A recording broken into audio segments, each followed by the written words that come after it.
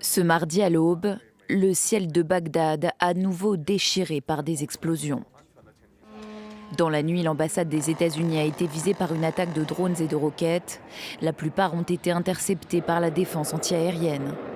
Quelques heures plus tard, des tirs de missiles ont cette fois ciblé une maison à Bagdad. Bilan, plusieurs morts, dont 2 conseillers iraniens pro-Téhéran, selon un responsable sécuritaire. Dans les rues, la peur s'installe durablement. La population irakienne est inquiète. Pour la sécurité, bien sûr, mais aussi pour l'économie. Il y a des attaques contre les bases militaires. Et maintenant, on craint de ne plus être payé dans les mois à venir à cause des difficultés à exporter le pétrole. Et pour cause, lundi soir, l'or noir était encore ciblé. Le champ pétrolier de Majnoun dans le sud, déjà frappé vendredi et déjà à l'arrêt, a de nouveau été visé par des drones.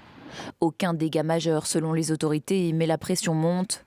Le Premier ministre Mohamed Chia al-Soudani dénonce une menace directe contre la stabilité du pays.